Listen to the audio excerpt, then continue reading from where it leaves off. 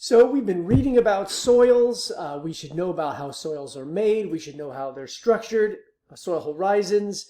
And then you've been reading a little bit about the character of the soil physical properties and chemical properties, but I'm not too happy with the way the book gets into that. So we're going to go into that in a little bit more detail because we are going to do a soil lab next week, and we're going to use these properties to make some conclusions about a soil sample.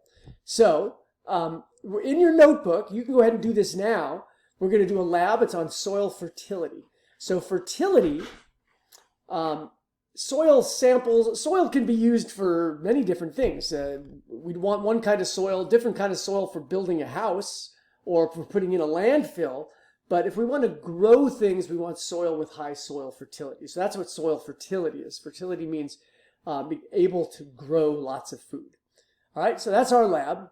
So we're going to rate the purpose of our soil sample based on these three parameters: texture, pH, and porosity. It's amazing. With those three things, we can be able to determine a lot about the kind of soil we have. We're not going to write a hypothesis. This is sort of kind of like the lab we did last time. We're just going to get some information. We don't always have to have a hypothesis. So we are going to collect some data, and we can put those data tables in when we create the data, when we collect the data next week. And then later, I'll go over this on Monday or Tuesday. We're going to write an analysis and a conclusion. And just to give you an idea, since we're going to have to do some calculations, the data isn't so important because the data is just raw. The calculations are what's important. And so in the analysis, we just state what the calculations are. Those are the results from our experiment without making any conclusions. Then we use those calculations, use what we reported in the analysis to make our conclusions about soil. What did we learn from those numbers? So this is what we know about soil. We talked about this on Thursday, Friday. We've got these 4 different parts of soil, and each one of these we're going to look at during our soil lab. Actually, we're not going to look at organic matter, which is actually pretty important. So the first thing we got to do is we got to determine the character of our soil. Soils have character. They're just different kinds of soil, and they have names. And this all depends on the ratio of sand, silt, and clay. So there's those 3 different sediments, and they really change the whole character of the soil depending on their ratio. So how are we going to figure out the ratio of soil sediments? Well, for that we take advantage of how they react when you put them in water. If you put a rock in water, it's going to just drop right to the bottom. If you put a piece of sand in water, it's going to drop, but it'll drop a little slower. And the smaller the particle, the longer it's going to take to drop. So to check these sediments, what we're going to do is, and I've just done this, we're going to fill a graduated cylinder with some soil, about 50 mils of soil, and then load it up with water, and then we shake it. We shake it for like 5 minutes, get the sediments all separated, and then we let it settle. All right. So we're going to end up with some soil at the bottom, and we're going to have a bunch of water on the top. Now, water means nothing because we added that water to it. We just put it in there so that the soil would settle. But it's not going to look like this. Hopefully, it'll look something like this. With the largest particles settling within 20 seconds probably. That's big particles, and then the medium-sized particles, and the smallest particles will be the last thing to settle. It takes about a week. That's why I've already got our little columns right here. So which is going to be that bottom pile? Which one is this? What do you think? That's right. That's going to be sand. The next size particle is silt, and then that top one on the very top is going to be the clay. But what are we going to do with those? Once we know those percentages, well, we have to calculate the percentages. How are we going to figure out the percentages? So we're just going to basically, since it's in a graduated cylinder, we're going to record the milliliters of those. So we can see from the clay right here, okay? So that's, if you read the milliliters there, we'll see that was 25 milliliters in this sample. And then the silt was about 100 milliliters, and then there was about 55 milliliters of sand. But that's not a percent. So percent means of the whole. So we need to know the whole. Well, what's the total milliliters? We're not going to include the water because that wasn't part of the sample to begin with. We added that. So we just do the total particles, right? The total sediment. And so that's this number right here. If we add all those numbers together, we get 180. And so then we just divide each by the total, right, to see what percentage. That's all we need to do. Then we're going to get these percentages. Now remember, when it's just a decimal, there's no percent there. That's not 0.14%. That's 0.14, which is 14%. So now we have those numbers. We need a way of figuring out which kind of soil it is. And we have a chart for that. I love this chart. It's a 3-axis chart. So we got to learn how to use this 3-axis chart. And there's a couple tricks to it. So one side of the chart is clay. So this, it says right there, clay, right? And the numbers go from 0% to 100%. This side is silt, 0 to 100. And the bottom is sand, from 0 to 100. So it tells you that right on the chart. So if we look at our numbers here, what we have to do is we just have to draw lines going across the chart, and where the lines intersect, that's the kind of soil we have. So the only tricky thing is that at each percentage, so we've got 30% sand. Sand is at the bottom. Here's the 30% right there. Which way do we go? That's the thing, right? Do we go, do we go this way or this way? So what I say is, just on this diagram, you just got to remember, go left. If you do it wrong, the lines aren't going to intersect. And so you know you did it wrong. Just be consistent. So if you go left, you always keep it left. There's one line for 30%. And then 14% clay, that's going to be about here, right? 14%. And we're going this way instead of down this way. Okay? And then silt, actually all you need to do is 2, but let's just make sure that silt is right. It's on this side. Here's 55, so 56 is going to be a bit right here. And we go down and it intersects right there. So we have silty loam soil. Silty loam. All right? That's the kind of soil. If it's almost all silt, it's just called silt. If it's almost all sand, it's called sand. If it's almost all clay, it's called clay. But there's all these little other ones in the middle, mostly called loam.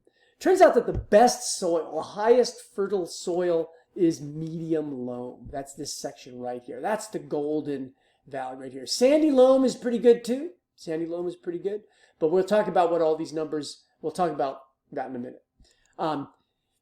So let's just look at the clay. Because it turns out that the amount of clay is pretty important. Because why is medium loam the best?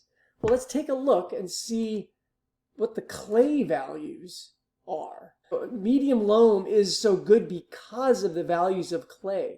So how much clay is good to have in soil? Well, if you look at this diagram, it looks like from about 30 to 5, or 5 to 25%, 5 to 30% clay is good. If there's too much clay, that's not good, and there's not enough clay, that's not that good. So clay really determines. Now, obviously, you want enough sand, and we're going to see why you want sand. And loam, the silt is sort of filler. So we'll keep that in the back of your mind. We need to know why clay is so good. Okay, so sediment size is really important, and a lot of the sediment size has to do with how much air the soil can hold and how much water the soil can hold. So let's take a look at air. So how much space can soil hold? All right, that's called porosity. How much air is there in the soil? How much space for water and air in the soil? That's porosity. How much space is in the soil? If it's a total dry sample, then that's all air. But some of that space could be filled up with water. So that's going to be important. That's porosity, how much space. Then we have how much water can it hold? And that is going to be called water retention. So water retention is how much water the soil can hold. And different soils can hold different amounts of water. It's going to be determined by space and the amount of clay, it turns out. So water is also, this is all having to do with just the particles. We haven't done any of the other tests yet, right? So here's 2 different size particles, all right? Which sample of soil has more air, or has a higher porosity? And then which one of these samples is going to hold more water? It's maybe a tricky question. So I want you to make a guess. Which one has more air? In other words, which one has a high porosity? And then which one's going to hold more water? So this one's got the higher porosity. It's got more space. And it's not just size, actually, is if it's more angular, then the pieces can't line up very well. It gets pretty complicated. But this one's got a high porosity. That one's got a low porosity. The particles, there's just less space in between the particles. But when we load it up with water, this is what happens. You might think that there's all this space for water here, but the water is just going to kind of run through. So that's called infiltration. If there's a lot of space between the particles, the water just runs right through. So sure, the water's in there briefly, but it just goes down. All right. So if you had a bucket full of pebbles, the water would just race right through it. It wouldn't hold very much. It only sticks to the outside of the pebbles. And that's the important thing. It has to do with surface tension. So the more surface area in a soil sample, the more water retention. All right. So this actually has a low water retention because ultimately there's not much surface area. If you take a rock and you split it and make it into two rocks, it has more surface area. Same amount of rock, but has more surface area because you just exposed some surface. And if you keep on doing that, if you crush rocks up into tiny little spots, tiny little sediments like clay, it's going to have a lot more surface area. And so a lot more places for the water to stick. All right? So there, that's a low surface area. But here, whoa, the water it doesn't go through very quickly, so it has a low infiltration rate. It takes a long time for the water to go around, plus it sticks to all the particles, so it's got higher water retention. So that's one thing that clay does, because it's got a really high total surface area, that the water's going to stick to it a lot more. So that's an important thing to remember. Clay is great because if you have clay, you're going to retain some of that water.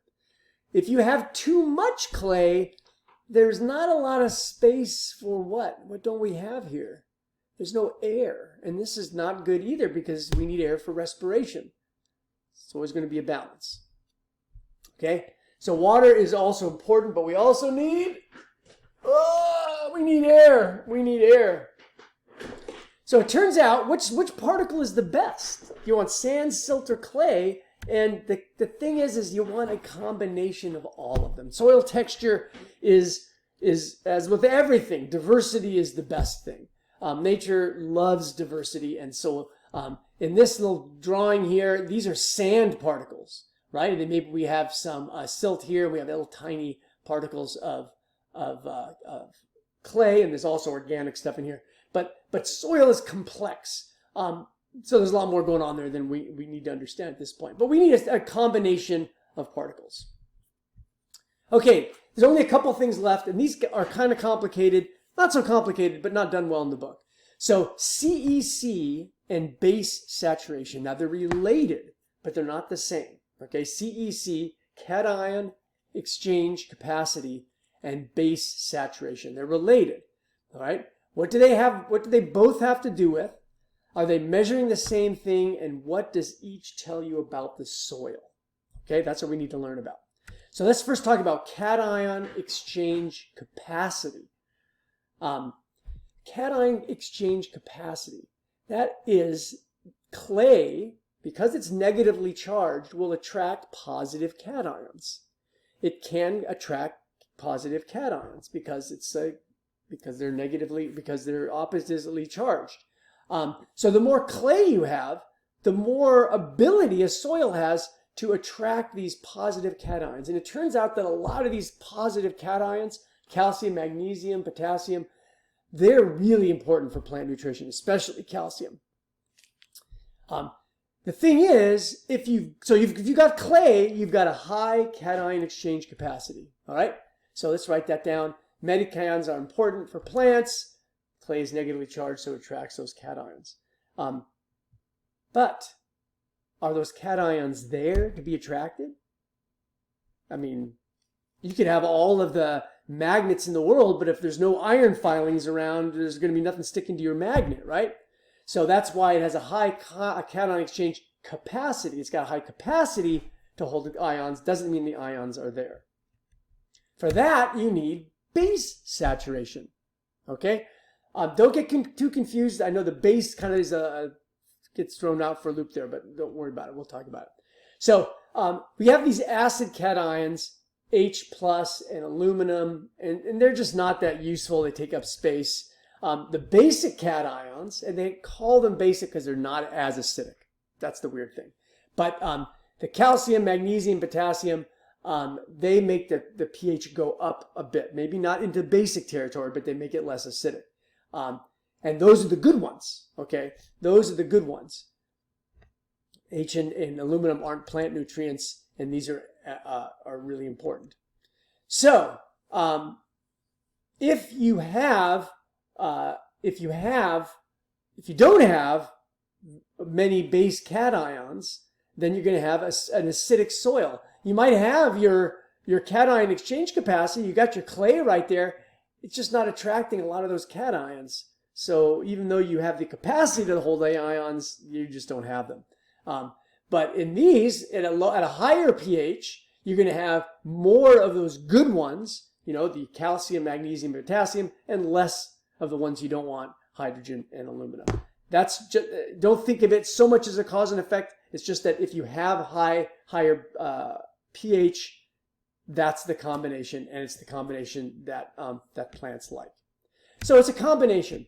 So acidic soils have fewer basic cations, neutral soils have more basic cations, right? And so as you go up, and you can't see that, I know, it's increasing base saturation. So as you go from acidic to neutral, you're increasing the base saturation, right? Because those soil particles can get totally filled up with bases that are good. They're saturated. So saturated in this case is good. You want to have base saturation. But the flip side of that is you could have lots of base saturation, but if you don't have the clay, then they're not going to stick around. So that's the last thing I want to talk about. The best soils have high CEC, a good amount of clay, not too much, because too much clay, then you're not going to have enough porosity, not enough oxygen. You're going to get a waterlogged soil. So you want good high CEC so you can hold on to those cations, but you also need those bases, those positive cations to be there in the first place. If you have no CEC and you have those cations present and it rains, they're just going to leach down and go down, down, down into those low levels of the soil away from everything. So that's it. I hope that was helpful, and we'll have our lab on Monday.